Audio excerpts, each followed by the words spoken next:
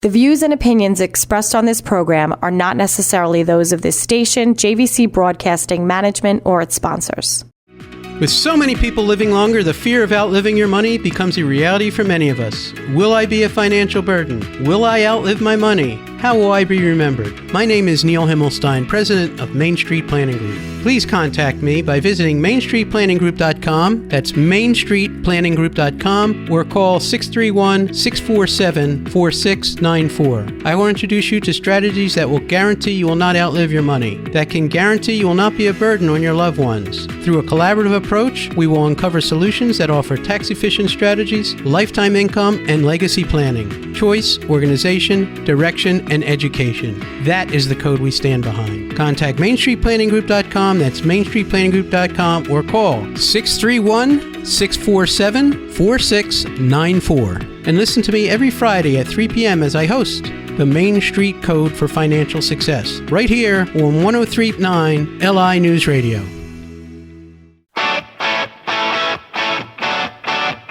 To the Main Street Code for Financial Success. I'm your host, Neil Himmelstein. I'm here every Friday at 3 o'clock. And when we talk about our code, we talk about choice, organization, direction, and education. And we help hundreds of advisors across the United States, including attorneys and CPAs, as well as insurance advisors, in the areas of life insurance, disability, long-term care, annuities, and life settlements. And we are completely independent. We represent over 30 different insurance companies. We provide the right solution for you, not product. It's all about solutions, not about products.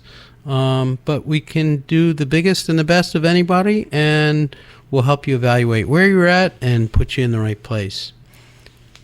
Today I want to talk about freedom, because July 4th is coming up. And with that, we talk about freedom, but I want to talk about financial freedom. What does that mean to you? You know, a lot of people, they'll talk about retirement, they'll talk about other things. I want to talk about financial freedom. Now, historically, going back a generation, we could rely on pensions from companies. Going back a decade or two, that was almost the norm. So as many people for the retirement relied on that. They also relied on Social Security. Now, if you listen to this program, you know, or if you read in the papers, you realize that Social Security is due to run out in like 2032. That's 6 years away. If they don't do something about it, it's going to run out of money. And what does that mean if you're having Social Security, or you're expecting that to be as part of your plan? To me, financial freedom is doing for yourself, and not, it doesn't matter what political party you are, what religion you are, or anything else. All the norms that we thought we could depend on, we can't. We have to rely on ourselves. Our financial freedom depends on us being financially free and independent, which requires us to do planning, because whatever that norm was, not going to happen. We're in a capitalist society where we can do whatever you want, but at the end of the day, with what I'm seeing coming out of the government and what I'm seeing with programs, whether it's a pension, whether it's privatizing Social Security, it's going to come down to you and how you've planned. So my recommendation is to plan, and plan early. Plan for your children, plan for yourself. What is your definition of financial freedom? Not having any bills, not worrying about money. Everybody has their own definition, but I think the goal is financial freedom for a lot of people. And what is it going to make you financial free? Now, going through your bills, making sure you're not overpaying, making sure you have a spending plan or a budget. What I'm finding in the last couple of years are people are paying for streaming services, they're paying for TV, they're paying for cable, they're paying for a duplication of things at $30 a month here, $50 a month here, $70. When you add it all up, there's hundreds of dollars a month for everybody that we're paying for things that maybe we shouldn't be paying. So you want to keep a close eye on what your expenses are, especially with inflation and everything else. It's very important. But you also want to invest in yourself. Invest in yourself. Pay yourself first. You've heard it from many different advisors. Pay yourself first. Have a spending plan that includes paying you so that you're not living paycheck to paycheck. So that at one point, if you do want to retire, if you do retire, that you'll have built up a nest egg and you may have financial freedom for yourself. Now, that also includes freedom from having the government pay for Medicaid or Social Security. We already mentioned they're running out of money for Social Security.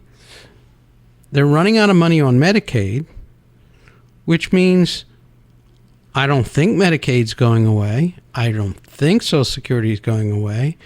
But what may happen is the benefits might be restricted greatly. So, again, it's going to fall back on you. So these are the types of things that I'd like to do. Now, I recently had a client that passed away. He's 80 years old. And he wanted his grandchildren, his 5 grandchildren, to have financial freedom. He wanted it so they didn't have to work again. And he did very well, and he left them close to $1 million each. Now, that's all well and good, but they're in their 20s and 30s, early 20s, late 20s. And all the money he left was in IRA money. Now, let's look at each child and see what their options are. Well, one child said, you know what? I'm going to take $500,000 of that million, which was an IRA, and buy a house. So what would happen if he took $500,000, took a lump sum, and bought a house? Well, at the end of the year, you'd have to pay taxes on that whole $500,000, which would be ordinary income taxes. So it would put you in the $500,000 bracket. So you'd pay about 40% of that. At the end of the year, if he took that $500,000 and bought a house, he would owe $200,000 to the IRS. Unbeknownst to him when he bought that house, that would be his plan. Where's that $200,000 coming? Oh, I have another $500 here. Well, again, you can't take out that $500 and pay that $200, because when you take out the next $500, you'll owe $200 on that. So what was that million really worth? Well, if I take it out twice to pay taxes, it's really worth a couple $100,000. That's not going to last a lifetime if you're in your 20s. And then you have to pay taxes on your house. So how can you physically buy a house with $500,000 that he left? So the problem is that the $1 million that was left in a very taxable state. Now, used to be, you could stretch that out over your lifetime if you were the beneficiary of that $1 million. That would be great. I could take income every year, and I'll pay tax on that for the rest of my life. I don't have to take that much, but enough to do. So the problem is, even in the best scenario, and the kid really wants a house, or he's getting married, or whatever it is, if he takes out $500,000, he's only going to net $300,000. So either you get $300,000, you pay the tax, and you get $300,000. So I can't really buy that $500,000 house with having a mortgage. Or I buy it, and then at the end of the year, the tax man's going to come knocking on my door and say, "Hey, by the way, you owe me $200,000 in addition to your regular taxes." And where's that money going to come from? So that $1 million is severely depreciated. Now, we have other kids doing other planning. So, very difficult to inherit money and not know exactly what to do. And that's why I recommend you give us a call. So what I recommended to the other children and this child is, rather than do that, take the money over a 10-year period. which is what the IRS requires you to do. You don't have any option. You have to take it over 10 years. So you get approximately $110,000 a year for 10 years. Is that enough to live a life of freedom and not work anymore? I'd venture to say, if I'm in my 20s, that's great money. Not enough. Not enough for me to buy a house. Not enough for me to do what happens year 11. So we're going to talk about that right after the break. You're listening to the Main Street Code for Financial Success. My name is Neil Himmelstein. Best way to reach me is 631-647-4694. If you have any questions regarding this, please give me a call. 631-647-4694. Thank you.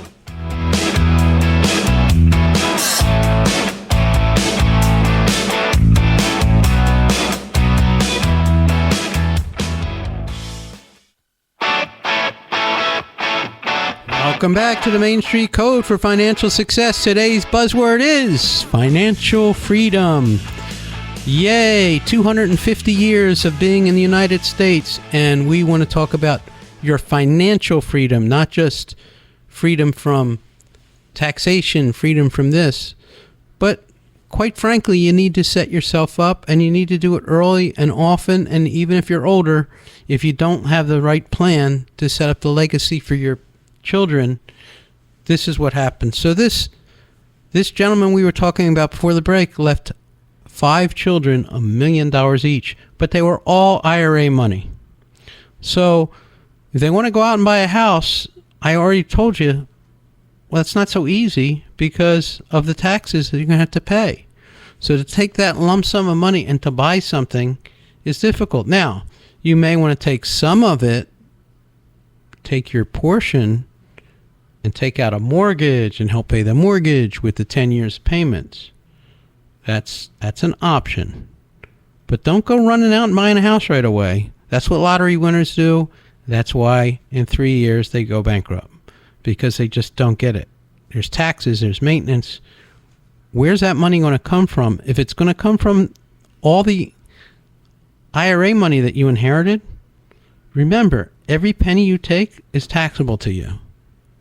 So we try and tell older people in our planning, develop a spending plan while you're alive and reinforce that with tax-free money to your children, because they're going to get whacked with taxes.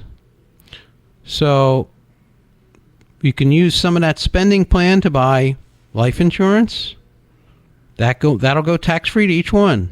Big difference. Then they could take $500,000 and buy a house. If I inherited $1 million life insurance policy, I could buy that house, still have $500,000 to pay for taxes and maintenance. If I inherit $1 million IRA, I can't buy a house if that's all I'm relying on. I hope that's clear because of taxation. Develop your own freedom, not just for yourself, but as a legacy. You wanted your grandchildren to have this freedom. Well, they're not really free. They're really handcuffed. So, what I advise these children, what I'm advising them as they inherit the money, is let's take it out over 10 years, like the IRS says. Don't take it out in lump sum. Take it out over 10 years. There's a very specific, what they call inherited IRA rules that have been put in play that you have to take out over 10 years. So there's an immediate annuity. It's called an inherited IRA. Very specifically pays out over 10 years. There's some interest on it, but it's not like a big investment pool. So that's how that works. Now, if you're taking this income out over 10 years and you're 25 years old, you're 35 years old, and that's all great. This is all great income for 10 years.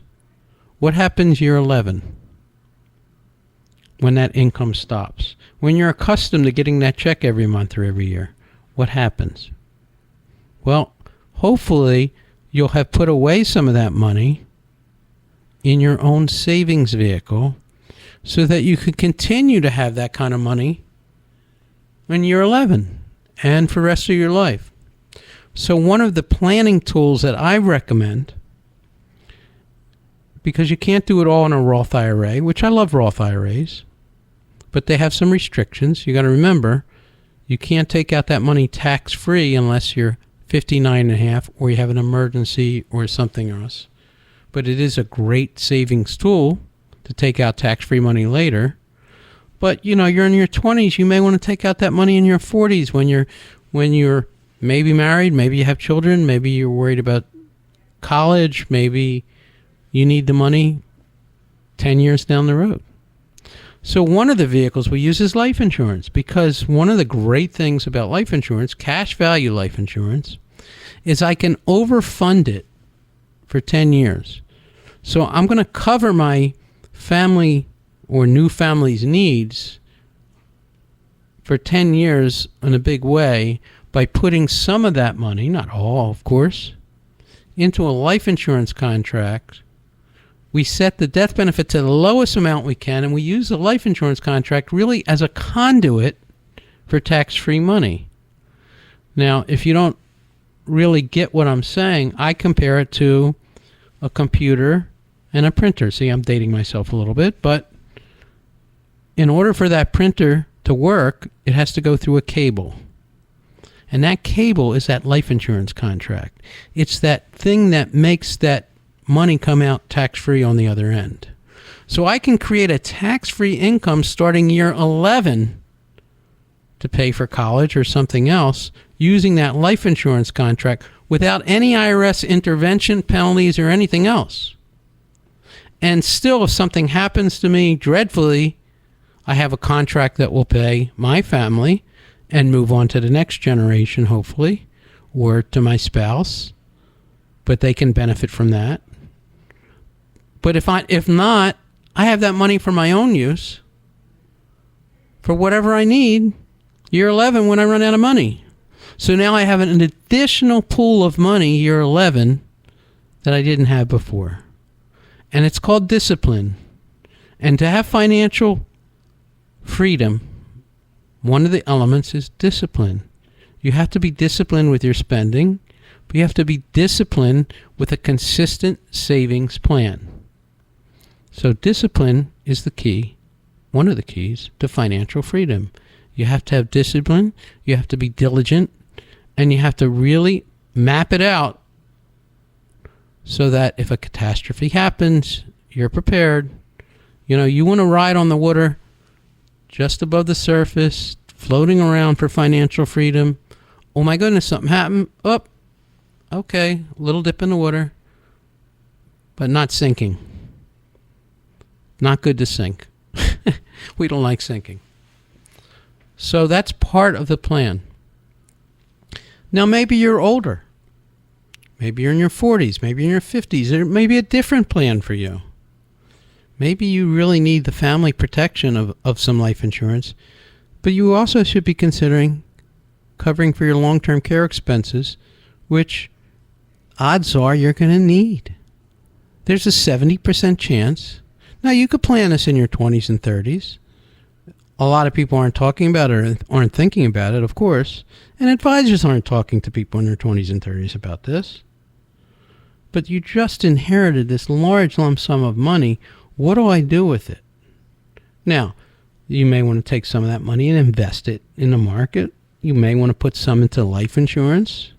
You wanted to establish different buckets of money.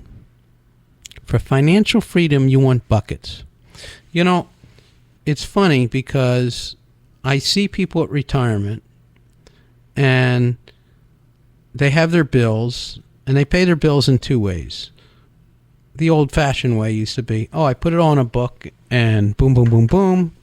Or I pay the first of the month, everything. Or I have an envelope system. This is my envelope system for my bills. I like to have an envelope system for my cash. In other words, I want different buckets of money. This is my stock portfolio money. This is my 401k money. This is my tax-free money. Which money should I take today?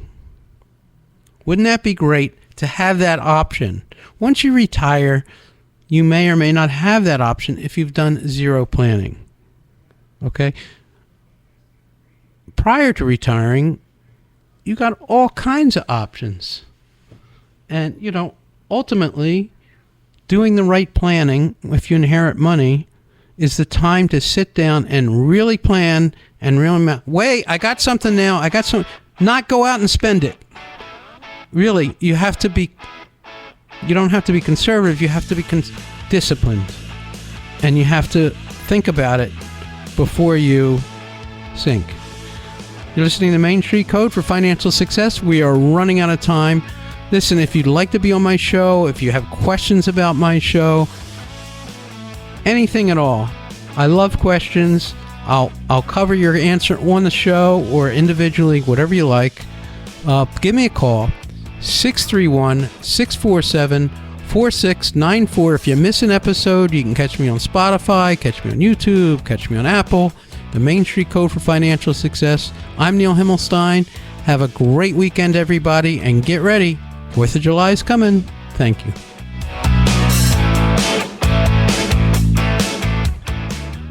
The views and opinions expressed on this program are not necessarily those of this station, JVC Broadcasting Management, or its sponsors.